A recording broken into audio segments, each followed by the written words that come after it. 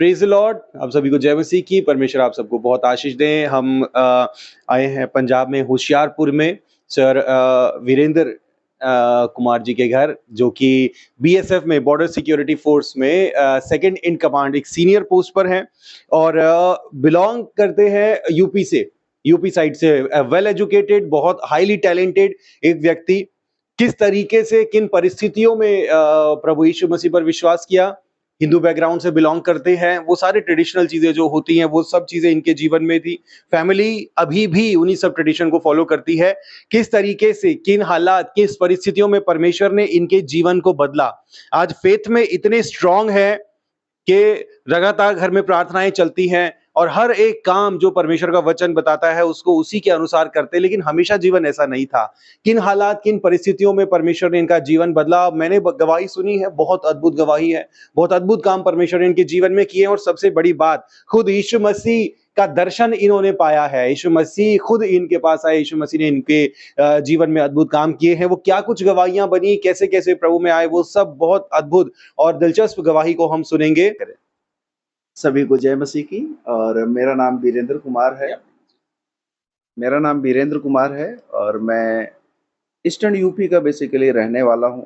Basically हम लोग वहीं से बिलोंग करते हैं। Traditional Hindu family, typical Hindu family जिसको कह सकते हैं वो है। सारे पूजा पाठ बचपन से लेकर सयाने होने तक, नौकरी में आने तक, और अभी से लगभग 2-3 साल पहले तक तो पूरी तरह से पूजा पाठ और उसी तरह से हम लोग इन्वॉल्व रहे, और जैसे कि सभी हिंदू फैमिली में होता रहा है। और अगर मैं बताऊं कि मैं कैसे आया बीएसएफ में, अपना मसीही में, तो इसके लंबी स्टोरी है, लेकिन ज़्यादा गहराई में हम नहीं जाएंगे। और मैं थोड़ी थोड़ी चीज़ों में करके कोशिश करूंगा कि इसको मैं कंक्लूड करूं। तो जैसा कि मैंने पहले बताया कि अपना मैं यूपी का रहने वाला हूं। हिंदू फैमिली बैकग्राउंड है हमारा, मेरी वाइफ हैं, ये हम लोग सभी एक ही फैमिली बैकग्राउंड से हैं। और टिपिकल हिंदू फैमिली जिसको बोल सकते हैं आप, अगर वर्ड यूज़ करो तो मैं गलत नहीं होगा, क्योंकि कोई भी पूजा कर्मकांड ऐसी जो चीज़ नहीं होती थी, जो होती है, जो हमारे यहाँ नहीं होती है। हर चीज़ को बड़े रिलीजियसली फॉलो करते थे। और बात अगर शुरू करें तो ये बात मेरे जीवन में जो मेरी शादी के बाद से चीज़ें बदलने लगी। मेरी शादी बीएसएफ में मैं आ गया था 1997 में, ऑफिसर ग्रेड में आया था मैं। डायरेक्ट एंट्री ऑफिसर हूँ मैं बीएसएफ का। और उसके बाद में क्या कहते हैं कि 2000 में मेरी शादी हुई। और शादी के बाद 2001 में मेरी पहली बेटी का जन्म हुआ। नाम उसका श्रेया है। और उसके जन्म के कुछ समय के बाद में मेरी ससुराल और मेरे मेरे अपने घर के बीच में जो गैप है वो लगभग 5-6 किलोमीटर का गैप है। और एक बात जो 2002 के आसपास हुई थी वो ये था कि क्या कहते हैं, मेरी वाइफ अपने मायके गई हुई थी और मायके में रह रही थी, और उनको कोई भी ऐसा कोई ज्ञान नहीं था मसीही जीवन का, और जीसस के बारे में कुछ भी नहीं जानते थे, और घर में भी कोई चर्चा नहीं, कोई बातचीत नहीं। लेकिन प्रभु के प्रेरित लोग गांव में आए, इनके यहाँ पर प्रचार प्रसार चल रहा था, प्रभु के बारे में वचन बांटा जा रहा था। उसी में एक प्रोफेसी हुई और उनमें बोला गया कि माया नाम की लड़की कोई आपके गांव में रहती है, परमेश्वर उनको बहुत प्यार करते हैं, अगर वो आ सकती हैं तो उनको बुलवाया जाए।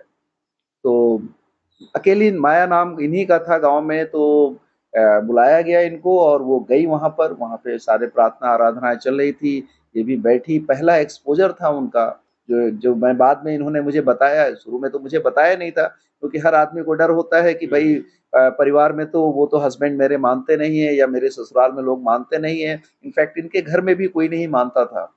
तो बाद में इन्होंने बताया, तो गए, पहला एक्सपोजर हुआ। इन्होंने दरअसल बातचीत सुनी, सबकी प्रार्थनाएं सुनी, लोग कैसे बातें कर रहे हैं, सबके लिए प्रार्थना कर रहे हैं। सबसे बड़ी अजीब बात और एक अनोखी बात इन्होंने पहली बार जो देखी कि लोग दूसरे के लिए प्रार्थना कर रहे हैं वहां पर, जो कि जनरली होता है कि सब आदमी अपने लिए मांगते हैं, और वहां पर लोग दूसरे के लिए कर रहे हैं कि उनको भी अच्छा हो, उनको भी अच्छा हो, उनको भी अच्छा हो, सबके अच्छे के लिए बात कर रहे हैं। तो इस तरह से करके हुआ। और जो बात शुरू होती है मेरे जीवन में, तो परमेश्वर का आगमन अगर मैं बोलूँ, या परमेश्वर की जो बातें मेरे जीवन में तो बहुत बाद में शुरू हुई, लेकिन मेरी पत्नी के जीवन में वो चीज़ें शुरू हो गई। परमेश्वर ने इनके जीवन में काम करना शुरू किया, पवित्र आत्मा ने इनके जीवन में काम करना शुरू किया। और वो बात 2000, जैसा मैंने बोला, 2002 के आसपास की बात है, 2-3 के आसपास जब इनको पहली बार बुलाहट हुई, गई थी वो। और उसके बाद हमारी बेटी हुई 2001 में, जो पहले मैंने बताया था। और वो शुरुआत ऐसे कह सकते हैं आप कि जब वो 1.5 साल की थी लगभग, तो उसकी तबीयत काफ़ी खराब हुई। इतनी ज़्यादा खराब हुई कि वो एडमिट हो गई हॉस्पिटल में। और प्रॉब्लम क्या हुई, उसको लगातार फ़ीवर आ रहा था। 8-10 दिन से लगातार फ़ीवर आता रहा, सारी मेडिसिन देते रहे, कोई उसको रिस्पाइट नहीं मिला। उसको डिसेंट्री हुई, वो भी ब्लड डिसेंट्री हो रही थी। ब्लड डिसेंट्री भी इतनी ज़्यादा कि मतलब अगर आप देखें तो एक दिन में 1-1, 2-2 केजी रुई के बंडल, कॉटन के बंडल से वो पोंछते-पोंछते में निकल जाते थे। और छोटी-सी बच्ची, बिल्कुल असहाय बच्ची, डॉक्टर्स भी मेडिसिन दे रहे हैं, कोई रिस्पाइट नहीं। मैं भी उस समय साथ में नहीं था। मेरे फादर और इनके फादर और इनकी सिस्टर थी, बीच-बीच में मदर आती थी, वो थी, ये लोग साथ में लेकर हॉस्पिटल में थे। तो ब एक समय ऐसा है कि वहाँ पे दूसरे भी एक कोई विश्वासी थे, वो बीमार थे वहाँ पर। और बीमार होने के नाते उन्होंने अपना, मसीही भाई लोग आए अस्पताल में, और उनके ऊपर लोगों ने सबने मिलके प्रार्थना करी। तो इनके जो बड़े भाई हैं, उनका भी नाम वीरेंद्र है। तो उन्होंने देखा, तो वो भी बीच-बीच में चर्च में जाया करते थे, थोड़ा उनको विश्वास था। तो उन्होंने जब देखा कि इनके लिए, दूसरे पेशेंट के लिए प्रेयर हो रही है, तो बोला कि चलिए, उन्होंने उनसे रिक्वेस्ट किया कि हमारी भांजी भी बीमार है, आप उसके लिए भी थोड़ी प्रेयर करिए। तो 5-6 लोग आए, जो बताया गया मुझे, क्योंकि मैं तो था नहीं उस समय। और सब लोगों ने मिलके रो-रो के उनके लिए, बच्ची के लिए मेरे प्रार्थना करी।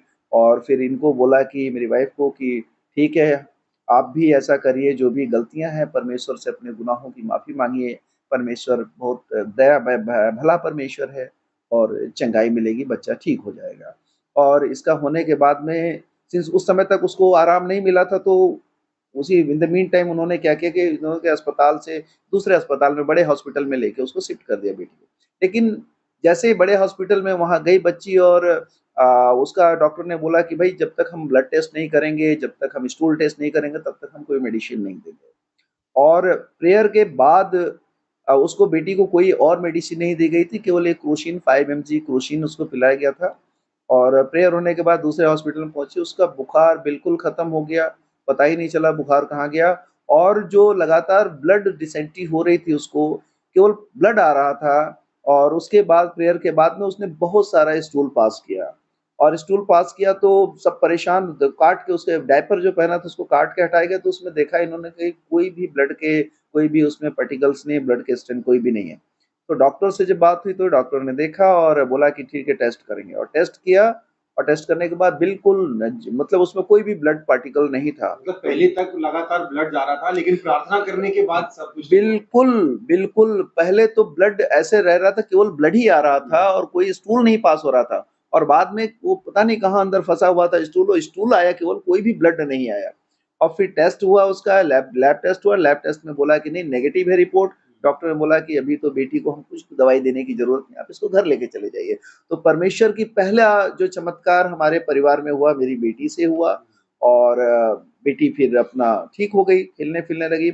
उसके बाद दूसरी क्या हुआ कि कुछ समय के बाद में, कुछ सालों के बाद में, 2-3 साल के बाद में ऐसा हुआ कि फिर मेरी वही बेटी जो पहले बीमार हुई थी, बीमार होने के बाद फिर जब दोबारा बेटी, फिर एक बार मैं घर से छुट्टी आया हुआ था अपना ड्यूटी से, मैं त्रिपुरा में उस समय पोस्टेड था।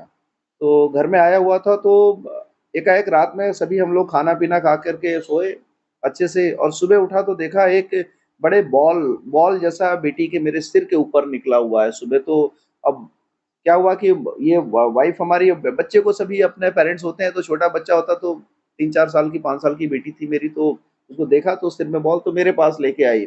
बोला कि ये देखिए इसको क्या हुआ है? तो मैंने भी देखा, मैं भी थोड़ा-सा डर गया। तो मैंने कहा चलो बात करते हैं डॉक्टर्स वगैरह से। तो डॉक्टर से बात करी हमने, थोड़ा-सा उसका एडवाइस लिया, तो डॉक्टर्स ने बोला ऐसा है कि यहाँ तो हम लोग नहीं ट्रीट करेंगे, और आप थोड़ा-सा बड़े स्टेशन, बड़े उसमें ले जाइए, शहर में ले जाइए, और एमआरआई, सीटी स्कैन वगैरह जो भी कराना है उसको करा के, वो स्पेशलिस्ट देख के ही बता पाएँगे।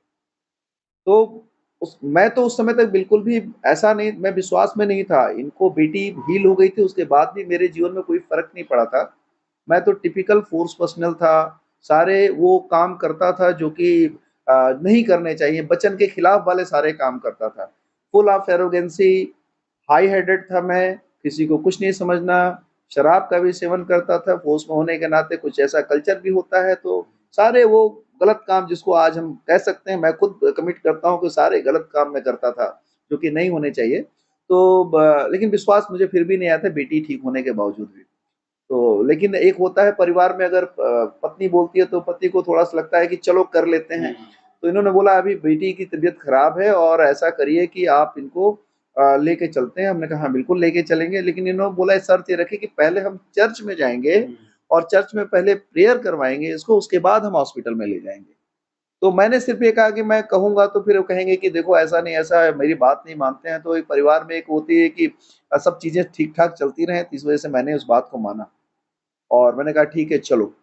तो चर्च में गए, वहाँ पर अपना जो भी थे पास्टर थे, जो भी लोग थे वहाँ पर, उन्होंने मिलके मेरी बेटी के लिए प्रार्थना किया।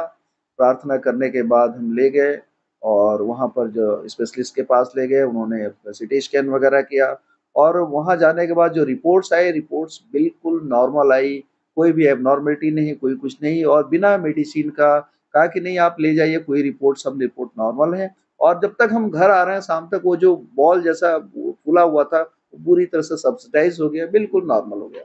तो इस तरह से चीज़ें बड़ी। इससे पहले अभी आप अपनी बेटी को हॉस्पिटल लेके गए और वो प्रेयर का हॉस्पिटल हॉस्पिटल जाने से पहले आप प्रेयर करा के गए और जब हॉस्पिटल गए तो वो चीज़ ठीक हो गई।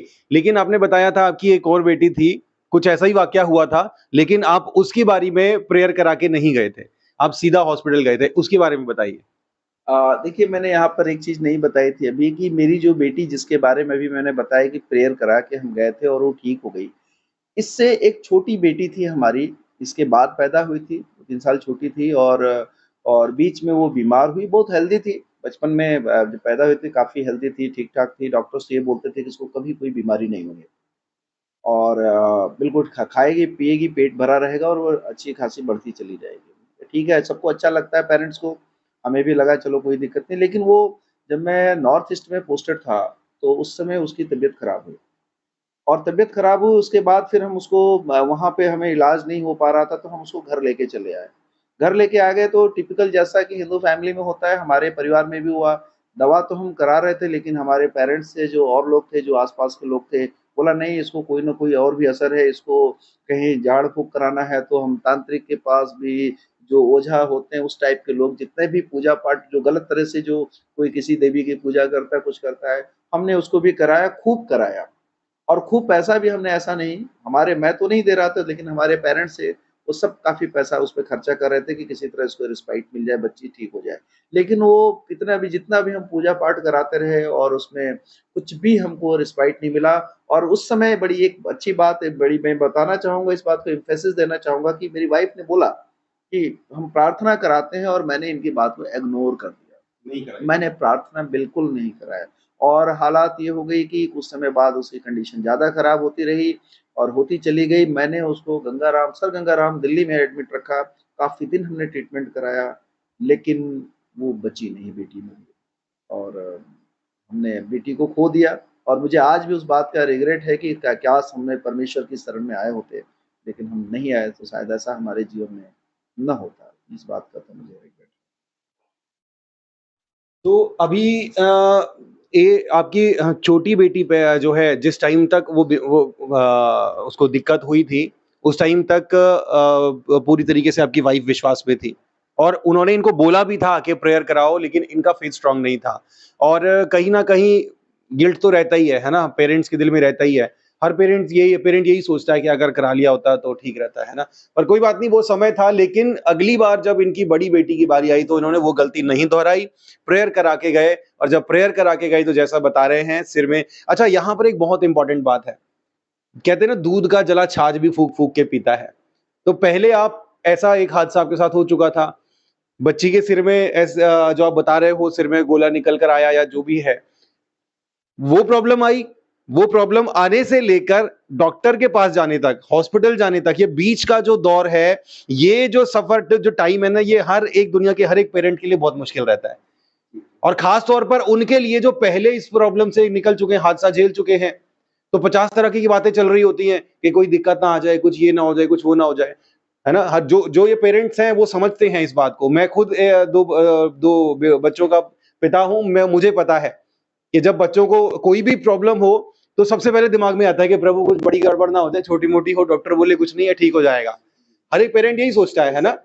हाँ, तो अब जब ये वहां से लेकर एक प्रॉब्लम आई है, वहां से लेकर जब ये डॉक्टर के पास जा रहे हैं, बीच में प्रेयर करा रहे हैं, तो हर एक पेरेंट इससे मैं समझता हूं कनेक्ट कर सकता है कि प्रार्थना कराने से, चाहे वो किसी भी वजह से है, प्रार्थना कराने से वो हील हुआ। डॉक्टर अब जब देखो कभी भी हम कोई भी प्रॉब्लम लेके डॉक्टर के पास जाएंगे ना, डॉक्टर सीधा ये नहीं बोला नहीं नहीं कुछ नहीं है, कुछ नहीं, ठीक हो जाएगा, ऐसा कोई नहीं बोलता। हर एक डॉक्टर ये बोलेगा कि टेस्ट कराएंगे, ये एमआरआई कराएंगे, ये कराएंगे, वो कराएंगे, फिर बता देंगे क्या है क्या नहीं, है ना। लेकिन कैसा हो कि सिर्फ प्रार्थना कराओ और प्रार्थना कराने से प्रॉब्लम ठीक हो जाए, है ना। तो मैं समझता हूँ एक पेरेंट के लिए, माता पिता के लिए इससे इससे बड़ी खुशी और कुछ नहीं हो सकती, है ना। तो ऐसे परमेश्वर अद्भुत काम करते हैं हमारे जीवन में, और इनके जीवन में भी ऐसे अद्भुत काम हुए।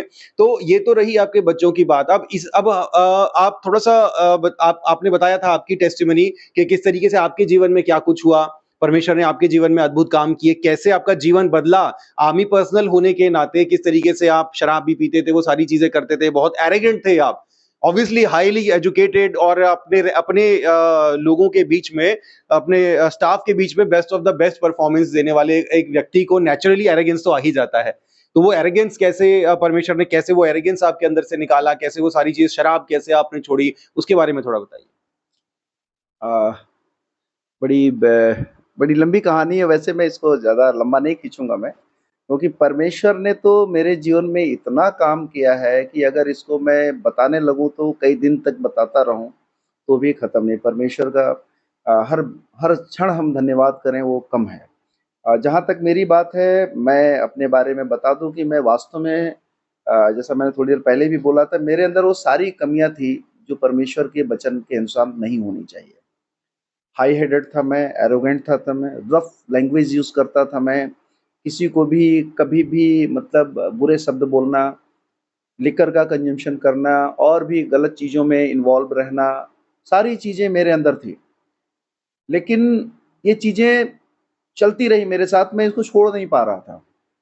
और लेकिन वाइफ़ जो थी मेरी लगातार विश्वास में थी।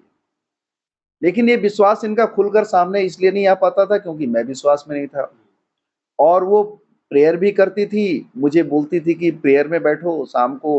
मैं कहता था नहीं मेरे पास नहीं टाइम है, ऐसा करो आप कर लो, प्रेयर करनी है तो। मैं मना नहीं करता था इनको कभी भी प्रेयर करने से, लेकिन मैं प्रेयर को इनवेरिएबली इग्नोर कर देता था, मैं अवॉइड कर देता था, या कभी उस समय निकल जाना इधर-उधर, या इनको बोलना कि नहीं मैं थक गया हूँ, मैं नहीं बैठूँगा, आप कर लो। और कभी-कभार अगर अंडर कंपल्सन बैठना भी पड़ता था तो बस मैं केवल बैठता ही था प्रेयर में, ऊपर के मन से। मैं कभी दिल लगा के मैं परमेश्वर से कनेक्ट ही नहीं हुआ। लेकिन मैं ये जानता हूँ कि मेरी ज़िंदगी में एज़ ए फ़ोर्स पर्सनल मैं नॉर्थ ईस्ट में भी रहा, मैं कश्मीर में भी पोस्टेड रहा, मैं नक्सल ऑपरेशंस में भी रहा, और उस दौरान में मेरे जीवन में कई ऐसी घटनाएँ हुई हैं जिनको अगर मैं आज रिव्यू करता हूँ, अगर उनको दोबारा अगर मैं देखने की कोशिश करता हूँ, तो मैं देखता हूँ कि मैं शायद अभी ज़िंदा ना रहता। और मेरा जीवन तो बहुत पहले खत्म हो जाना चाहिए था।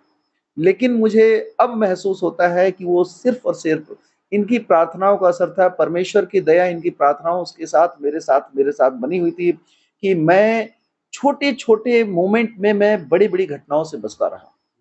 कोई ब्लास्ट हो रहा है तो उसमें बच गया मैं, एनकाउंटर्स चल रहे हैं उसमें आस-पास के लोग इंजर्ड हो गए, मुझे कुछ नहीं हुआ। मैं सोचता था कि मैं ऐसे कैसे बच जाता हूँ? लेकिन आज मुझे रियलाइज़ होता है नहीं, वो सारा कुछ था परमेश्वर मेरे साथ थे और इनकी प्रार्थनाओं की बदौलत थे।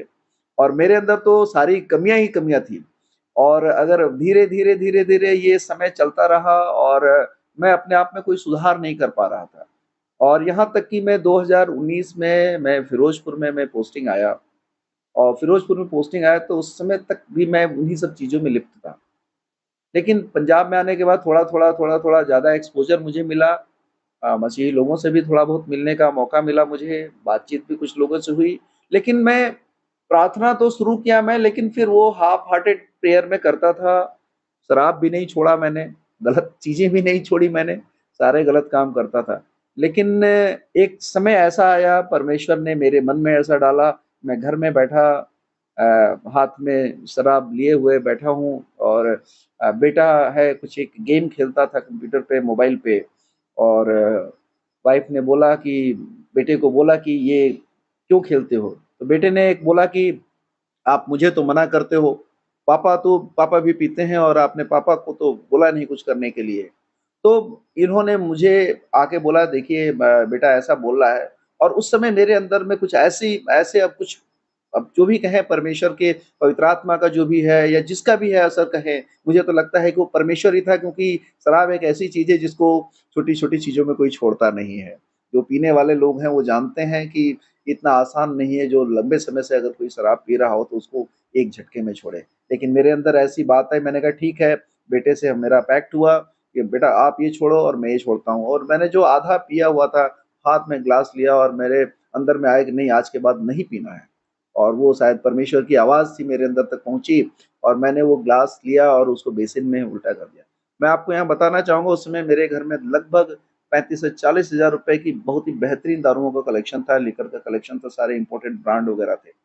तो लेकिन वो दिन था मैंने छोड़ दिया, शराब छोड़ दिया, बिल्कुल ही छोड़ दिया और उस दिन के बाद में धीरे-धीरे पता नहीं क्यों जैसे ही मैंने शराब छोड़ा, फिर और चीज़ मेरे अंदर आने लगे, फिर मैं लोगों से ठीक तरह से बातें करने लगा, मैं प्रार्थना में बढ़ने लगा और जैसे-जैसे मैं मुझे लगने लगा कि जैसे-जैसे मैं गलत चीज़ों को छोड़ने लगा, वैसे-वैसे मैं प्रभु से ज़्यादा कनेक्ट होने लगा। और लगातार धीरे-धीरे हम प्रार्थना में बड़े सीरियस होने लगे, बाइबल भी मैं पढ़ने लगा, हालाँकि ऑफ़िस में टाइम बड़ा शेड्यूल बिज़ी रहता है, फिर भी टाइम घर में आना, बाइबल पढ़ना, प्रेयर में बैठना और बोलना कि भई अभी जैसे फ़ोन करके पूछ लेते थे कि कितना टाइम लगेगा ऑफ़िस में, अभी कब आ रहे हैं? मैं कहा बस मैं आ रहा हूँ, चलो प्रेयर के लिए तैयारी करो। फिर आके हम और कोई काम नहीं करना, सबसे पहले प्रेयर करना। तो धीरे-धीरे बढ़ते चले गए। तो लेकिन चीज़ें एक तरफ तो सुधर रही थी, लेकिन मेरे जीवन में परेशानियाँ बढ़ने लगी।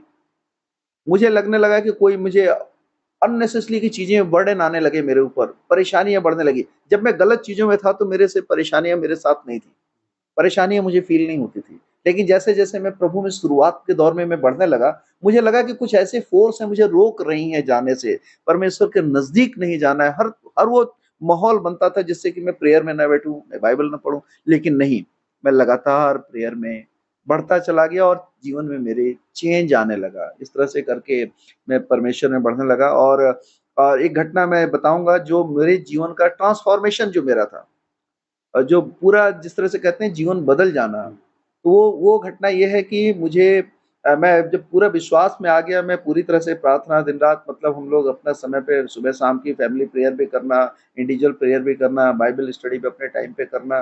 जब ये पूरी तरह से मैं रमने लगा, तो मुझे बड़ा अच्छा लगने लगा और इसी बीच में 11 मई 2022 की डेट है कि मुझे ब्रेन स्ट्रोक आया।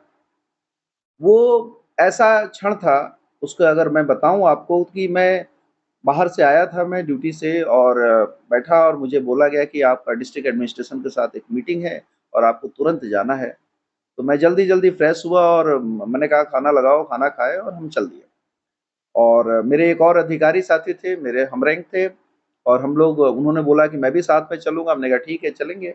और हम जैसे ही थोड़ी देर के बाद निकलते हैं और घर से निकलने के लगभग 20-25 मिनट के बाद में फ्लाईओवर आता है और फ्लाईओवर में मैं गवर्नमेंट व्हीकल में चल रहा था, सरकारी गाड़ी थी मेरी और मैं जैसे ही चल रहा हूँ तो मुझे लगा कि मेरी गाड़ी जो है एक अलग डायरेक्शन में उड़ रही है। और मैं फिर ड्राइवर को मैंने डाँटा, मैंने कहा तुम गाड़ी कैसे चला रहे हो? तो पास-पास में जो लोग बैठे थे मेरे साथ बोले सर गाड़ी तो ठीक तरह से चल रही है। मैंने फिर उस बात को इग्नोर किया, 2-3 सेकंड का फिर पॉज़ आया, फिर मुझे लगा कि नहीं गाड़ी उड़ रही है किसी और बुरी तरह से उड़ रही है जैसे लॉन्च होता है रॉकेट उस तरह से गाड़ी उड़ रही है। मैंने फिर ऐसा बोला, तो जो अधिकारी मेरे साथ बैठे थे उन्होंने बोला कि सर गाड़ी तो ठीक चल रही है लेकिन आप ठीक हैं क्या? तो मुझे उस समय रियलाइज़ हुआ कि शायद कोई मेडिकल इमरजेंसी आ गई है और मेरी मेरी कंडीशन शरीर में चेंजेज़ आने लगे मेरे और क्योंकि उस समय तक क्लॉट मेरे ब्रेन में पहुँच गया था जो डॉक्टर्स ने बताया है और ऑक्सीजन लेवल ब्रेन में कम होने लगा था। तो काफ़ी सारी प्रॉब्लम बॉडी में जनरेट होने लगी, जो लोग मेडिकल साइंस के बारे में जानते हैं, जिन्होंने एक्सपीरियंस किया होगा, उन सब चीज़ों को ज़्यादा समझ सकते हैं। तो मुझे लगा कि नहीं मेरा साथ कुछ गड़बड़ होने वाली है और मैंने उस समय सिर्फ़ और सिर्फ़ मुझे प्रभु यीशु दिखाई दिए और मैंने एक ही बात जो बोल पाता था, बोल सकता था उस समय जो मेरे सेंस थी, मैंने बोला परमेश्वर, प्रभु यीशु मैं इस समय बड़ी खराब कंडीशन में हूँ, मैं नहीं जानता हूँ कि मेरे साथ क्या है लेकिन आप जानते हो हर चीज़ को और मैं इस समय कुछ नहीं कर सकता हूँ, मैं अपने जीवन को सिर्फ़ और सिर्फ़ आपके हाथों में सुरक्षित करता हूँ। आप सँभालिए और आप जैसा चाहें मेरे जीवन में उस तरह से मुझे सँभालें और आगे बढ़ाएँ। और इतना कहने के बाद मैंने अपने मन में जो छोटी-सी मैं प्रार्थना इतनी ही मैं कर सका और उसके बाद में मैंने फिर डॉक्टर सब लोग सारी मीटिंग्स वगैरह कैंसल है, हॉस्पिटल एक्टिवेट हो गए, पीछे बटालियंस भी एक्टिवेट हो गई, सारे लोग लगे गए, मैं हॉस्पिटल में पहुँच गया। हॉस्पिटल में जब मैं पहुँचा तो ऐसी कंडीशन थी कि डॉक्टर्स ने कहा कि ये तो बस 50-50 वाली कंडीशन है, बच भी सकते हैं, नहीं भी बच सकते हैं।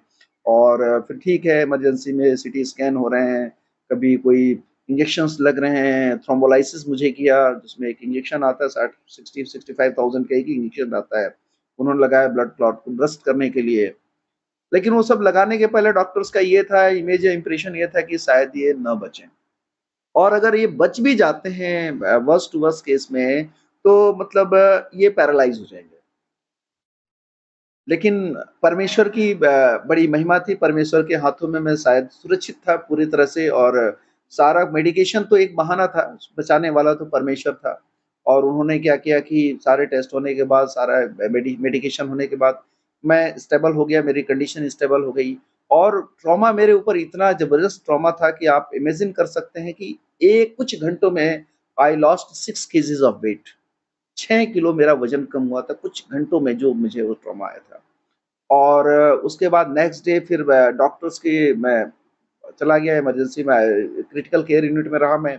अगले दिन मॉर्निंग में डॉक्टर्स की जो लाइन लगी मेरे पास सिर्फ़ एनालाइज़ करने के लिए एक के बाद दूसरे, दूसरे के बाद तीसरे, सभी ये चेक कर रहे थे कि क्या इसको पैरालाइज़ हुआ है या नहीं हुआ? सिर्फ़ ये देखना। जो भी आते थे अलग-अलग एक्सपेरिमेंट करते थे, कोई इधर से ठोकर मारता था, कोई हाथ उठवाता था, कोई आँखों को देखता था, कोई मुँह कहते थे खोल के दिखाओ, पैर उठाओ, ये करो, वो करो। सारा करते रहे लेकिन सबने लास्ट में ये बोला नहीं ये तो पैरालाइज़ तो नहीं है, कोई बॉडी पे तो इफ़ेक्ट नहीं आया है, अगर इफ़ेक्ट होगा भी तो कोई थोड़ा-मोड़ा है। तो ये हुआ और जब एमआरआई हुआ था उस समय मेरा, उसके बाद जब सुबह अगले दिन फिर एमआरआई किया, तो ब्रेन में मेरे एक इन्फार्क्ट करके एक निशान बन जाता है, जहाँ भी सेल डेड होती है, वो काला-सा स्पॉट आने लगता है एमआरआई में। तो डॉक्टर ने देखा बोला कि ठीक है, अभी तो आपकी कंडीशन जो भी है ठीक है, लेकिन एक निशान आ रहा है और ये निशान मैंने उस निशान के बारे में जब चर्चा किया उनसे डॉक्टर से, तो बोला ये निशान परमानेंट होता है, ये निशान कभी खत्म नहीं होता है और इस निशान के साथ ही आपको रहना पड़ेगा, कोई कोई फ़र्क नहीं पड़ता है क्योंकि सेल्स अपना रास्ता ढूँढ लेती हैं, ब्लड वेसल्स नई बन जाती हैं ब्रेन में, तो इससे कोई परेशानी नहीं लेकिन निशान आपका कभी खत्म नहीं होगा। तो मैंने कहा कोई बात नहीं है, मैं परमेश्वर की दया सर्वाइव कर गया। लेकिन जैसे ही क्योंकि हमारा हर साल एक एनुअल मेडिकल होता है फ़ोर्सेज़ में सभी को जो फ़ोर्स पर्सनल हैं या बाकी लोग भी जो जानते हैं। तो जब मैं एनुअल मेडिकल के लिए गया तो जब मेरा एग्ज़ामिनेशन हुआ तो उसमें जब वो इन्फार्क्ट देखा गया, निशान देखा गया, तो मुझे लो मेडिकल कैटेगरी में प्लेस कर दिया गया। कहा कि नहीं आपका तो मेडिकल कैटेगरी तो डाउन करनी पड़ेगी, मुझे लो मेडिकल कैटेगरी में प्लेस। अब लो मेडिकल कैटेगरी में प्लेस होना मतलब कि you are ineligible for next promotion. आप प्रमोशन रुक जाता है, आपको अगला प्रमोशन नहीं मिलेगा, फोर्सेज़ में ऐसा होता है। तो ठीक है, जो होता है ठीक है, लेकिन हमने कोई बात नहीं और एक बड़ी बात ये हुई कि इस इंसिडेंट के बाद में ये मेरा हेल्थ में जो मेरे को बॉडी में जो मेरे लाइफ में ट्रॉमा आया था मेरे, हमारी प्रेयर करने की जो बात थी वो और बढ़ गई। हमारी भूख बढ़ गई प्रेयर की जो कई बार होता है कुछ लोग के ज़िंदगी में कठिनाई आती है तो परमेश्वर से दूर भागने लगते हैं। लेकिन मेरे साथ ऐसा नहीं हुआ, मुझे लगा कि नहीं मुझे तो परमेश्वर ने ये ज़िंदगी जो मेरी है मुझे परमेश्वर ने ही बचाया है। और मेरे अंदर ये फ़ेथ रहा कि नहीं मुझे सिर्फ़ परमेश्वर ने बचाया है, दवाई और डॉक्टर्स तो एक बहाना थे। क्योंकि दवाई और डॉक्टर्स का जो ओपिनियन है कि मेरे लाइफ़ में जो मिरेकल है कि मुझे पैरालाइज़ नहीं हुआ है। ये सारा कुछ है तो ये तो मिरेकल ही है। और मेरा जान बचना और पूरे हाथ सारे लिम्ब्स मेरे सब कुछ इंटैक्ट और सारे फिट हैं। तो मैं ये मान के चल रहा था और मैं मानता आज भी मैं क्लेम करता हूँ इस बात को सबके सामने कहता हूँ कि ये सिर्फ़ और सिर्फ़ परमेश्वर की वज़ह से मेरी ज़िंदगी बचा। तो ब उसमें हुआ फिर तो मुझे लो मेडिकल कैटेगरी में प्लेस कर दिया गया। जब लो मेडिकल कैटेगरी में प्लेस किया तो मेरा एक बार थोड़े समय के लिए तो लगा कि नहीं, ये तो गलत हो गया। मैं इतने साल की सर्विस के बाद जब मैं प्रमोशन के लिए ड्यू हो रहा हूँ तो अभी तो लो मेड लेकिन मुझे अपने परमेश्वर पे बड़ा विश्वास था। मैंने कहा वो सर्व सामर्थी परमेश्वर हम बात करते थे, ये भी बोलते थे कैसे होगा? मैंने कहा चिंता नहीं करनी है, जिसने बचाया है, जिसने जीवन दिया है, जिसने हमें नाम लेके बुलाया है, वो हमें सब तरह से सारे सारे बंधनों से आज़ाद करेगा, सारी परेशानियों से बाहर लेके जाएगा। जब वो लाल समुद्र को 2 हिस्सों में कर सकता है, तो ये तो उसके लिए कोई बड़ी बात नहीं है। वो तो हमें निकालेगा ही निकालेगा इस परेशानी से, हमें कुछ नहीं, जो होगा अच्छा होगा। और अगर हमारे इस जीवन में ये रहेगा भी, तो शायद हमारे अच्छे के लिए परमेश्वर ने किया है। इस मेंटालिटी के साथ मैंने अपने प्रार्थना लाइन को, प्रेयर लाइन को कंटिन्यू किया, हम और बढ़ते चले गए बाद में। उस समय तक एक बात और मैं बताना चाहूँगी, हमने बपतिस्मा नहीं लिया, क्योंकि इंसिडेंट के बाद जो ये मेरे साथ मेडिकल इमरजेंसी आई थी, इसके बाद मेरा फेथ बढ़ा। उसके पहले तक फेथ था, बढ़ गया था काफ़ी, लेकिन उस लेवल पे नहीं पहुँचा था कि मैं बपतिस्मा लूँ। लेकिन इसके बाद इंसिडेंट होने के बाद, मेडिकल इमरजेंसी के बाद हमारा फेथ पूरे परिवार का बढ़ता चला गया। हम लोग दिन-रात प्रार्थना में रहे। तो उसके बाद ये हुई कंडीशन कि चलो ठीक है, तो फिर हमने अल्टीमेटली 24 नवंबर 2022 को मैंने, मेरी वाइफ ने, मेरी बेटी ने बपतिस्मा भी हमने ले लिया। और बपतिस्मा लेने के बाद की जो सबसे बड़ी एक बड़ी बात है कि ये हमने जहाँ बपतिस्मा लिया, उन्होंने हमें बोला था कि आप लगातार अगले कुछ दिनों तक, 6-7 दिन तक, 7 दिन तक आप लगातार प्रेयर करिएगा, दिन-रात प्रेयर में रहिएगा। परमेश्वर आपको कुछ न कुछ दर्शन, कुछ न कुछ आपको ज़रूर कोई अपना एक अपना दिखाएगा कुछ आपको, परमेश्वर का आपको किसी न किसी तरीके से आपको आभास होगा। तो आपने देखा होगा, अगर बाइबल भी पढ़ें, कई बार तो लिखा है कि 7 का ज़िक्र कई बार आया है। कई बार 7 बार डुबकी लगाने की बात होती है, नमान कोढ़ी को जो बोला था, या कई बार हर जगह देखेंगे तो इस तरह से कई फिगर के साथ में। तो उसी तरह मुझे लगा कि नहीं, अगर उन्होंने बोला है कि 7 दिन तो पर प्रेयर तो करते हैं, तो हम लोग थोड़ा-सा लगातार प्रेयर में बने रहे। मैं ख़ास करके लगातार, मुझे और कोई काम नहीं था, छुट्टियों पे चल रहा था, मैं मेडिकल लीव पर था। तो मैं जब टाइम मिलना तो बाइबल पढ़ना या फिर प्रेयर करना, ऐसा चल रहा था लगातार। और 7वाँ दिन था, 7वीं रात थी इनफैक्ट, उसके बाद अगले सुबह 8वाँ दिन शुरू हो जाता है। तो जो 7वीं रात थी, उस रात में लगभग 1:30 बजे का समय था। मैं और मेरी वाइफ़ हम लोग सोए थे कमरे में, और 1:30 के करीब ऐसा लगा कि एक छोटे से कमरे में मैं हूँ, छोटा-सा कमरा है, सफ़ेद रंग का अंदर पेंट हो रखा है और एक ही दरवाज़ा है उसमें।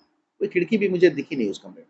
और दरवाज़ा खुलता है और उसमें प्रभु यीशु के मतलब उनकी देह के रूप में जो हम देखते आ रहे हैं, जो हमने देखा है, जो उनका वर्णन बाइबल में पढ़ा है कि दरमियाना शरीर था, उम्र 30-32 साल की, गहरी आँखें। मतलब उसी तरह से एक देखता हूँ मैं, एक व्यक्ति आ रहे हैं, यीशु के रूप में, फॉर्मेट में उनकी तरह के दिख रहे हैं बिल्कुल। और उनकी आँखें, मैं पैर को नहीं देख पाया, पैरों की तरफ मेरा नज़र ही नहीं गई, लेकिन मैं उनकी आँखों में डूब के रह गया। मैंने दुनिया में उससे अच्छी आँखें मैंने कभी देखी नहीं किसी की। इतनी गहरी, इतनी शांत आँखें, और इतना उन आँखों में दर्द था, मैं उसको बयान नहीं कर सकता। ऐसा लगा कि उन आँखों में दुनिया भर का दर्द समेटा हुआ है। और मैं उन आँखों में बस देखता रह गया, और उन्होंने, मैं कुछ बोल नहीं पा रहा हूँ। उस ऐसी हालत थी मेरी कि मैं कुछ भी नहीं बोल पा रहा हूँ। बस वो आए और आके उन्होंने बोला कि चलो प्रार्थना करें। और मैं कुछ नहीं, मैं जैसे बस मैं जैसे एक रोबोटिक टाइप हुआ, और मैं थोड़ी देर के बाद मुझे लग रहा है कि मैं घुटनों पे बैठ के प्रेयर कर रहा हूँ, और मेरे सिर पे उनका हाथ है। और हाथ रखा हुआ है, और उसके थोड़ी देर प्रेयर कर रहे हैं, उसके बाद मेरे अंदर से कुछ ऐसा निकला, जैसे कि कोई मांस जुड़ा हुआ था और उसको खींच करके, फाड़ करके निकाला गया हो, और मेरे सामने से निकल के जा रहा है। तो मेरे साथ एक बार निकला, तो मुझे लगा कि कुछ मेरे अंदर से निकल रहा है, जो खींच के निकाला जा रहा है, जो जैसे लग रहा है हज़ारों लाखों साल से मेरे अंदर समेटा हुआ, फँसा पड़ा है। वो निकला, और उसके थोड़ी देर के बाद, 5-7 सेकंड के बाद, दोबारा वैसे ही मेरे अंदर से कुछ खींच के और निकल रहा है। तो मैं देख रहा हूँ उनका हाथ मेरे सिर पे था, जब ये सारी चीज़ें चल रही हैं मेरे मैं दर्शन में जो मैं देख रहा हूँ। और जैसे ही जब 2 बार निकला, तो मैंने ऊपर नज़र फेरी, नज़र उठा के देखा, तो हाथ अभी भी मेरे सिर पे था। मैंने बोला, ये 2 बार क्या मेरे अंदर से निकला है? तो उन्होंने सिर्फ़ बोला कि अच्छा, 2 बार, और मुस्कुरा दिया उन्होंने केवल। और वो मुस्कुराहट मैं कभी ज़िंदगी में मतलब भूल नहीं सकता हूँ, अपने मरते दम तक परमेश्वर को, मतलब वो उस मुस्कुराहट से मैं बाहर नहीं आ सकता हूँ। तो उसके बाद वो खड़े हो गए, और सामने ही उसी कमरे में एक तख्त जैसा पड़ा हुआ था, और मैं वो जाके उस पे बैठे, और मैं था वहाँ पर कमरे में, और उस कमरे में जो मुझे लगा, मेरे साथ कुछ छोटी-सी चीज़ थी, क्या था मुझे नहीं पता, लेकिन वो, मैं भी ज़िद कर रहा हूँ उनसे कि मुझे पवित्र आत्मा देखना है, और वो भी जंप कर रहे हैं, छोटी-सी चीज़ क्या था, मुझे, मैं नहीं, मैं आज भी मैं उसको रिकॉग्नाइज़ नहीं कर पाता हूँ। तो हम कह रहे हैं कि हमें पवित्र आत्मा देखना है, उनसे हम ज़िद कर रहे थे। और वो सामने हमारे बैठे थे, वो उसे तख्त पे जैसा टाइप का था। तो वो थोड़ा-सा मुस्कुराए, और हम खड़े हैं, और एकाएक क्या होता है कि कमरे में कोई खिड़की दरवाजे नहीं है लेकिन लाइट खिड़की दरवाजे नहीं है लेकिन लाइट आने लगी और लाइट की रेज एक एक करके कमरे में घुस रही हैं और थोड़ी देर में पूरी कमरा पूरी तरह से लाइट से भर जाता है और मैं उनको देख नहीं पा रहा हूँ। और ये थोड़े सेकंड का था और उसके बाद थोड़ी देर के बाद फिर लाइट खत्म हो गई, वो बैठे मुस्कुरा रहे हैं वहां सामने। और सडनली मेरी नजर उसी समय एक कोने में कमरे में पड़ती है तो देखता हूँ मैं कि सांप मेरे कमरे में, उसी कमरे में एक सांप है लेकिन उसका सर नहीं दिखाई दे रहा है। ऐसा लग रहा है जैसे या तो उस कमरे के अंदर से कोई छेद है, उसके अंदर से निकल के भाग रहा है या उसका सर कोई कुचल के खत्म कर दिया गया है। तो मैंने उनके तरफ इशारा करके बोला कि ये क्या है? तो उन्होंने कुछ जवाब नहीं दिया और केवल जस्ट मुस्कुरा दिया और मुस्कुरा के ऐसा लगा जैसे कि वो कुछ भी नहीं है, जैसे वो बेकार की चीज कुछ नहीं है वो। मतलब ऐसे होता है जैसे हम बच्चों को बोलते हैं ना, अरे कुछ नहीं है, हम इग्नोर कर देते हैं बात को, वैसे उन्होंने मेरी बात को मुस्कुरा के इग्नोर कर दिया, कुछ नहीं है। और इसके बाद थोड़ी देर बाद मेरी रात के 1:30 बजे का समय था लगभग, मेरी नींद खुल गई। और इसके पहले मैं ये बताना चाहूंगा कि जब नींद खुली उसके पहले मेरी मेडिकल कंडीशन ये थी कि मुझे डॉक्टर्स ने बोला था कि 2 पिल्लो लगा के आप सोना है। मैं झटके से उठ जाता था तो मुझे चक्कर आने लगते थे बुरी तरह से। मुझे बड़ा रिस्ट्रिक्शन में मैं ज़िंदगी जी रहा था। लेकिन जैसे मेरी नींद खुली मुझे लगा मेरा शरीर बिल्कुल हल्का हो गया है, मेरे अंदर से पता नहीं क्या-क्या निकल गया है, बोझ, परेशानी, दिक्कत, बीमारी सब कुछ निकल गई है। मैंने वो दोनों पिल्लो उठाया और जो लगी थी मैंने दोनों पिल्लो को उठा के लिटरली मैंने फेंक दिया और मैं प्रार्थना में लग गया अपना। मुझे लगा कि नहीं, मुझे अंदर से आया कि मुझे प्रार्थना करनी चाहिए। मैं प्रार्थना करने लगा और मैंने परमेश्वर से पूछा, परमेश्वर अगर ये आपके तरफ से थी चीजें, जो मैंने देखा है ये अगर आपके तरफ से था, तो मुझे कम से कम कुछ इंडिकेशन दीजिए आप।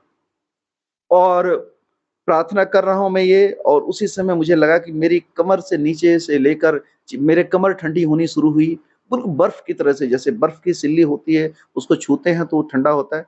मेरे ठंडा होना शुरू हुआ और धीरे-धीरे मेरे गर्दन तक वो शरीर, मेरी पीठ पूरी पूरी तरह से ठंडी हो गई।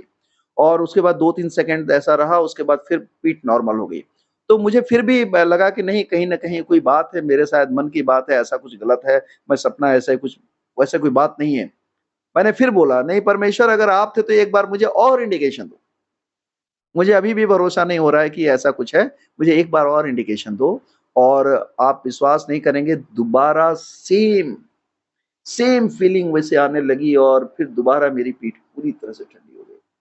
और उसके बाद फिर खत्म हो गया। मैं काफ़ी देर प्रार्थना किया, प्रार्थना करने के बाद मैं सोया और उसके बाद से मेरा जीवन पूरी तरह से बदलने लगा, हर दिन बदलता चला गया और प्रार्थना में बढ़ते चले गए, सारी चीज़ों में, सारी गलत चीज़ों से दूर। अभी तो बस ऐसा लगता है कि बस परमेश्वर है, परमेश्वर के अलावा वो सारी चीज़ें बेकार है, दुनिया मिथ्या है। और जो चीज़ें मेरे लिए सबसे ज़्यादा वो थी, जिसको मैं बड़ा घमंड करता था अपने ऊपर, मेरे को जो एरोगेंसी थी, ये सारी चीज़ें थी, सब कुछ था, बुरा बोलना, डाँटना, गाली-गलौज कर देना, किसी को बुरे शब्द बोलना। लेकिन ये दर्शन आने के पहले वो परमेश्वर ने पता नहीं एक बड़े तरीके के साथ मेरे जीवन से वो सारी चीज़ें बाहर निकाली। और ये सारी चीज़ें बाहर निकली उसके बाद मुझे परमेश्वर का दर्शन मिला। अदरवाइज़ तो मैं समझता हूँ कि मैं उन किस्मत वालों में हूँ, परमेश्वर ने जिनको टच किया है, जिनको छुआ है, कि इस तरह का दर्शन मैंने बहुत लोगों से बात किया है कि और ये जल्दी नहीं परमेश्वर का मौका मिलता है। और आज मेरा जीवन पूरी तरह से बदला हुआ है। सिर्फ़ और सिर्फ़ जो भी चीज़ें, भौतिक चीज़ों से मैं पूरी तरह से दूर हो गया हूँ। फालतू चीज़ों से कोई मेरा लेना-देना नहीं होता है। किसी से मैं, कोई अगर बुरा भी बोल देता है तो मैं उसको इग्नोर कर देता हूँ।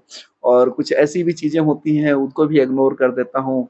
और जो कहते हैं ना कि इस दुनिया में रहते हुए जो बहुत इम्पोर्टेंट है, उन सारी चीज़ों से मैं थोड़ा-सा दूर हो गया हूँ। अभी बस ये रहता है कि बस परमेश्वर के साथ हमारी कनेक्टिविटी बनी रहनी चाहिए और हम जुड़े रहें, किसी भी हालत में रहें, खुश रहें। परमेश्वर में हम बहुत खुश हैं, बहुत आनंदित हैं, मेरा परिवार बहुत आनंदित है, बच्चे बहुत आनंदित हैं और हम लोग एक अलग तरह का जीवन जी रहे हैं और जो आनंद आज मिल रहा है, ऐसा आनंद हमें कभी नहीं मिला। तो मैं तो सभी से ये बोलूँगा कि परमेश्वर को चखना है और चखेंगे तभी हमें पता चलेगा कि हमारा परमेश्वर कितना सहज, कितना भला, कितना सरल परमेश्वर है। सारी चीज़ें, हमारे सारे पाप, सारे श्राप हमारे अपने ऊपर ले लिया उसने। और मेरा एक जो बड़ी बात मैं बोलता हूँ, मैं हर बात, हर जगह, हर स्टेज, हर प्लेटफ़ॉर्म पे जब भी मुझे बोलने का मौका मिलता है, मैं ये बात ज़रूर बोलता हूँ, ये तो गवाही तो अलग चीज़ है, मेरी सबसे बड़ी गवाही ये है कि मेरे पाप क्षमा हुए हैं। मेरे पाप क्षमा हुए हैं, जो पाप खून से भी ज़्यादा गहरे लाल थे, और आज तक कोई इसको क्लेम नहीं करता है कि मैं तुम्हारे पाप क्षमा करूँगा, सिर्फ़ हमारा परमेश्वर, हमारे यीशु क्षमा करता है। उसने कहा है कि मेरे पास आओ, मैं तुम्हारे पाप, और सारे पाप हमारे ऊपर ले लिए, सारे रोग हमारे ऊपर लिए, अपने ऊपर ले लिए उसने। और कहने को अगर मैं कंटिन्यू रखूँ तो इतनी सारी बातें हैं कि हम खत्म नहीं कर सकते हैं। ये थे। तो आपने देखा कितनी अद्भुत गवाही है। एक ऐसे क्षेत्र से आते हैं जहां पर भरमार है, ईश्वरों के नाम पर भरमार है, कमी नहीं है ना? कि ऐसी जगह से आते हैं जहां पर मथुरा कह लो, काशी कह लो, अयोध्या कह लो, इलाहाबाद कह लो, जितना मर्जी कह लो, मतलब अगर देखा जाए कि एक ऐसे ईश्वर की उपासना करनी है जो क्रूस पर टंगा और आसानी से मर गया, और उसके बदले में कौन है? बहुतों के हाथ में बहुत सारे हथियार हैं, बहुत हाथ हैं, बहुत सारे पैर हैं, बहुत सारी गर्दनें हैं। तो अब देखिए कितना अद्भुत परमेश्वर कितने अद्भुत तरीके से बदल देता है जिंदगियों को। इनकी बड़ी बेटी है, उसने भी रिसेंटली 40 दिन की फास्टिंग करी है, 40 दिन की कंटिन्यूअस फास्टिंग, जो एक अपने आप में बहुत बड़ा अचीवमेंट है। तो किस तरीके से परमेश्वर देखिए जीवनों को बदल देता है ना? मैं भी उत्तराखंड के एक क्षेत्र से आता हूं जिसको देवभूमि कहा जाता है, और हम लोग एक ऐसे क्षेत्र से आए हुए लोग यहाँ पर परमेश्वर की बढ़ाई कर रहे हैं। ये अपने आप में बहुत बड़ा ट्रांसफॉर्मेशन है। लेकिन अभी एक बात मैं आपसे पूछना चाहूंगा कि जिस क्षेत्र से आप आते हैं या हम आते हैं, जाहिर सी बात है वहां पर आप अगर विश्वास में हैं तो ऐसा जरूरी नहीं है कि आपके परिवार भी सब विश्वास में हो, बल्कि हो सकता है कि वो आपको अपोज करते हो, है ना? तो जब आप प्रभु में आए शुरू से लेकर अभी तक, या अभी वर्तमान समय में जब आप प्रभु में बढ़ रहे हैं, प्रार्थनाएं करते हैं, तो जाहिर है बहुत सारे परिवर्तन आते हैं। पहले हम चुगली करने में डरते नहीं थे, किसी के बारे में बुरा बोलने से डरते नहीं थे, और लोगों के बीच में घुलते मिलते थे। लेकिन जब हम आत्मिक हो जाते हैं तब इन चीजों से हम अलग हो जाते हैं, दूर हो जाते हैं। तो मैं आपसे जानना चाहूंगा कि जब आपके जीवन में इस तरीके के बदलाव आए, तो आपके रिश्तेदार या वो सारी चीजें जैसे पार्टी, शादी वगैरह, फंक्शन वगैरह होते हैं, वो सारी चीजों में आपको क्या कुछ चैलेंजेस फेस करने पड़े, उसके बारे में थोड़ा सा बताइए। अभी जब पार्टी होती है तो पहले तो मन नहीं करता है, और यदि हम जाते भी हैं तो वहाँ उसी टाइप से एक किनारे बैठे रहते हैं, लेकिन हमेशा वही परमेश्वर की बातें याद आती हैं कि अभी हम परमेश्वर में हैं, तो ये जो भी डांस चलता है, डांस में शामिल नहीं होते हैं, और कोई बार-बार बुलाता भी है तो हम किनारे हट के रह जाते हैं। और शादियों में है कि शादी में जाना भी अच्छा नहीं लगता है, हम सोचते हैं कि इससे अच्छा ना जाओ। पहले बहुत महसूस होता था, नहीं-नहीं, होता था किसी की शादी होनी है तो हम सोचते थे कब जल्दी से शादी हो और हम भी जाएँ उसमें, हम भी एन्जॉय करें। लेकिन अभी जब से परमेश्वर में हम लोग आए हैं, किसी गलत चीज़ में बिल्कुल भी मन नहीं लगता। वो जो अभी मंदिर में चाहे प्रोग्राम हो, चाहे गुरुद्वारे में प्रोग्राम हो, बिल्कुल मैं उसको इग्नोर कर देती हूँ। मैं बोलती हूँ नहीं, मुझे नहीं जाना है। और कहीं न कहीं कोई न कोई अभी, अब यहाँ तो फ़ोर्स है, फ़ोर्स में कोई न कोई बहाना करके किनारे ही हो जाती हूँ मैं अभी तो। अब बच्चे भी हैं, तो बच्चे अभी बाहर बच्चों को भी ये बता रखा था, अभी प्रसाद वगैरह जो भी मंदिर से है, वो भी हम लोग कभी नहीं खाते अभी, अभी बिल्कुल बंद कर दिया है। और बिल्कुल से जैसे लगता है कि हमारी लाइफ़ बिल्कुल अलग हो गई है। तो आपके घर वाले भी विरोध करते होंगे ऐसा कुछ? विरोध तो नहीं करते हैं, लेकिन हाँ, उनको ये लगता है कि अंदर ही अंदर उनके मन में है कि ये लोग तो मतलब जीसस को मानना शुरू कर दिया, ये लोग तो क्रिश्चियन बन गए, ऐसा करते हैं। लेकिन अभी उनकी बात से हमें कोई फ़र्क नहीं पड़ता है। हम बोलते हैं कि चाहे बोलो, चाहे जो भी कहो, लेकिन जो सच्चाई जो हमें अब पता चली है, हम उसी सच्चाई पे चलना चाहते हैं। तो आपने देखा कितनी अद्भुत गवाही है।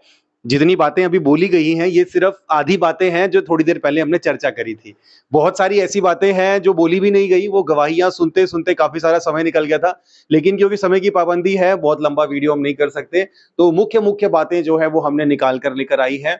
लेकिन ऑल इन ऑल सब बातों का निष्कर्ष ये कि हर वो व्यक्ति जो इस वीडियो को देख रहा है, जो हमें देख रहा है और जीवन में परेशान है, तो हम सबका, मैं समझता हूं हम सबका एक ही संदेश है कि अगर आपको अपने जीवन में मुक्ति, शांति, उद्धार, परमेश्वर का प्रेम और आशीषें चाहिए, तो आप प्रभु यीशु मसीह से प्रार्थना करके देखिए। इस अद्भुत गवाही के द्वारा परमेश्वर आप सभी को बहुत आशीष दे। God bless you all.